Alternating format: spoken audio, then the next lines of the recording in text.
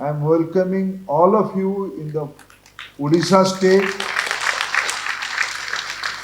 I am confident, I am happy with your presence because I am confident in this region you will enjoy your stay. So Rajiv Babu, as a good organizer, has in advance beg apology from you for inconvenience, but I know they might have arranged it properly and you all enjoy the staying in Odisha and you will all have the blessings of Lord Jagannath. मित्रों, मैं और आप और आदरणीय निर्मला जी के बीच में बहुत दूरी खड़ा नहीं करना चाहता हूं। मेरा भी इच्छा है, अभी अभी देश की मानसून सेशन समाप्त हुई है। माननीय प्रधानमंत्री जी नो कॉन्फिडेंस मोशन में हमारी सरकार की परफॉर्मेंस के बारे में एक रिपोर्ट कार्ड देश के सामने रखा है। उस डिबेट में आदरणीय फाइनेंस मिनिस्टर भी पार्टिसिपेट किए थे। देश की इकोनॉमी के बारे में उन्होंने एक चित्र रखा है देश के सामने। और 2 दिन पहले प्रधानमंत्री जी ने लाल किले की दीवारों से पिछले हजारों साल का याद किया और आने वाले 1000 साल की संभावनाओं को उन्होंने आंका। आपने भी आपकी अधिवेशन का नाम कॉन्फ्रेंस ऑन संभावना रखा है। संभावना of profession in digital era. ऐसा तो नहीं होना चाहिए। सीए लोग तो पीछे नहीं पड़नी चाहिए। They should not lagging behind. क्योंकि आज के दिनों में जब निर्मला जी की अर्थनीति 5 नंबर हो चुकी है उनके नेतृत्व में, मोदी जी के नेतृत्व में, और आप सभी लोग कॉन्फिडेंट हो, मैं भी कॉन्फिडेंट हूँ कि आने वाले 3-4 साल में हम 3 नंबर बनेंगे। और इस ग्रोइंग इकोनॉमी में सबसे विन पोजीशन में कोई है तो मेरे को बताने की आवश्यकता नहीं हो, आप ही हो। आपकी डायरेक्ट टैक्स भी तो बड़ी होगी राजीव बाबू। आप तो मेरे मित्र हो, मैं आप ही को लिबर्टी लेके पंडा बाबू, भद्र बाबू और आप तीनों को पूछ सकता हूँ। आप ही की डायरेक्ट टैक्स बड़ी होगी, बड़ी कि नहीं बड़ी? तो बड़ी है तो आप ही की खुशहाली आई है। इकोनॉमी ग्रोथ होती है तो सबसे पहला आप ही को ही फायदा होता है, क्योंकि उसकी लम्स आप ही को मालूम रहता है कि कहाँ कैसे। और पहले लोग डॉक्टर के पास जाते थे पहले, आजकल डॉक्टर के पास बात पहले सीए के पास जाते हैं। ये अच्छी लक्षण है। I personally count this a good sign in our economy. People are empowering themselves in the new instruments. और आज देश में, हमारी देश दुनिया की जो ग्लोबल अरेना में सबसे अच्छा किसी सेक्टर में कर रहा है, डिजिटाइजेशन में कर रहा है, डिजिटलाइजेशन में कर रहा है, और इस विशेष करके फाइनेंशियल सेक्टर में। यह हमारी देश की एक इनहेरेंट स्ट्रेंथ है और आप उसकी कैटलिस्ट हो। आपको बधाई। आप भले ही कैप्शन आप पहले बाद में लगाए होंगे, देश काफी आगे बढ़ चुका है। आप उसमें 3 दिन की कॉन्फ्रेंस में अच्छा विचार करोगे, ये मेरा पूरा विश्वास है।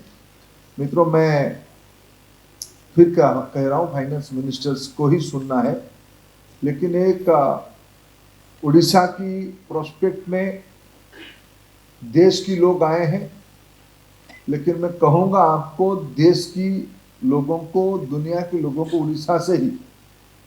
आज a student of public policy and social science, my observations are few. I will express my observation in front of you. आपसे हमारी अपेक्षा क्या है? अभी हमारे कुछ बहनें उड़ीसा की संबलपुर जिले की कंधरा गांव के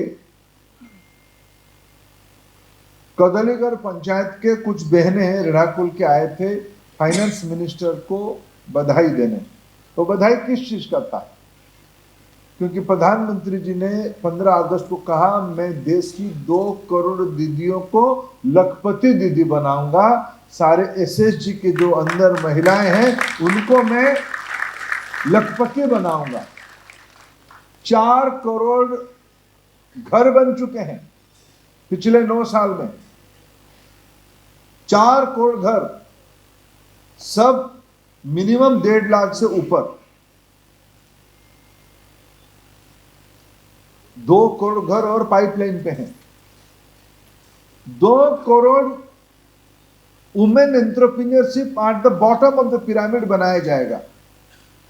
उसको सरकार और विशेष करके निर्मला जी की विभाग, financial service department, through a process, through simplifying process, 1 lakh रुपया की प्रारंभिक दिनों में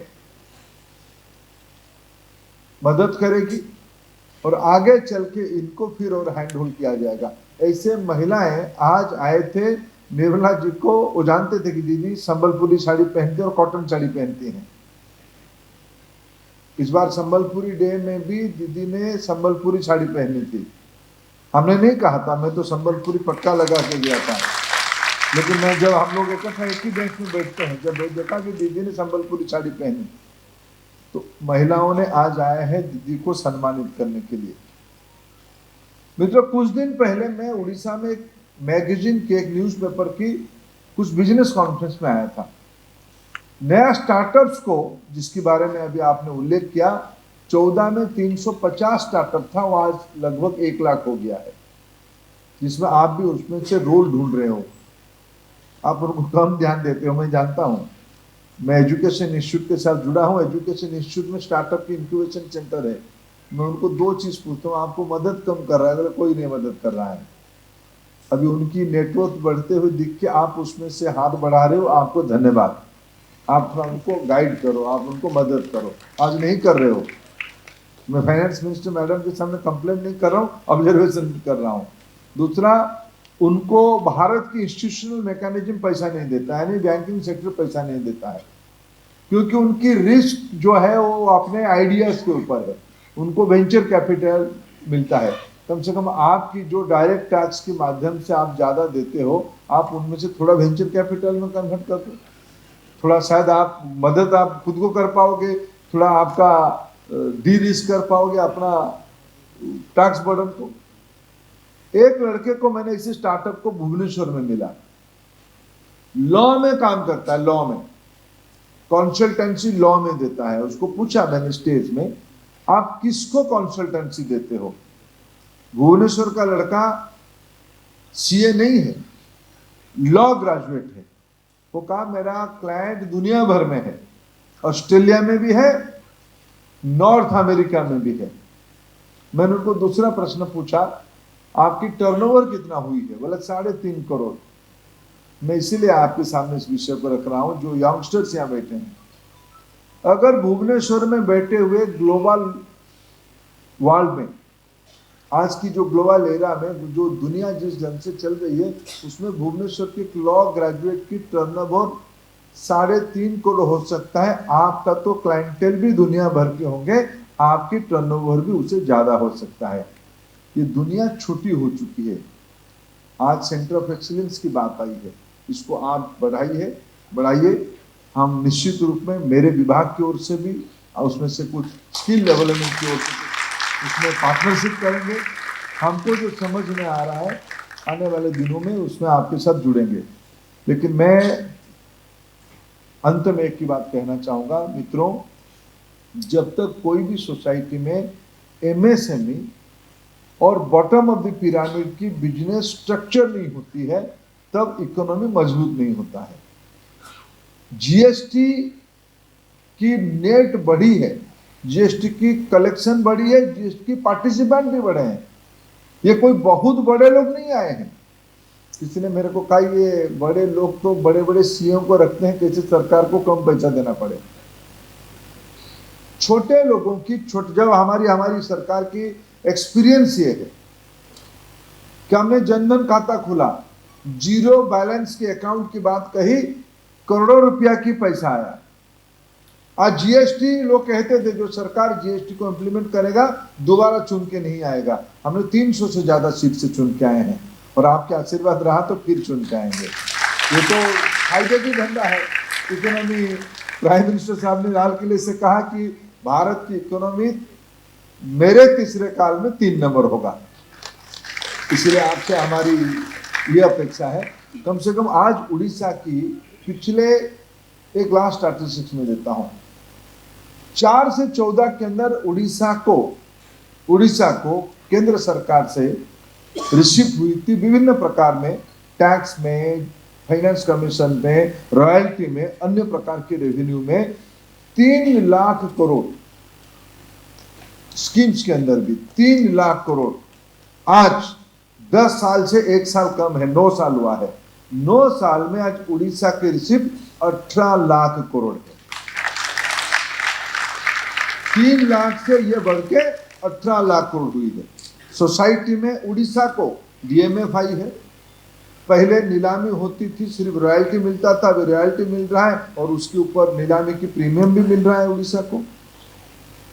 पिछले साल उड़ीसा की बजट में इकोनॉमी सर्वे में रिफ्लेक्ट हुई है, 2014 में 5,000 करोड़ रुपया एनुअल मिनरल रेवेन्यू होती थी। पिछले साल उनकी 49,000 करोड़ हुई है। ये उस 18 लाख के अंदर है।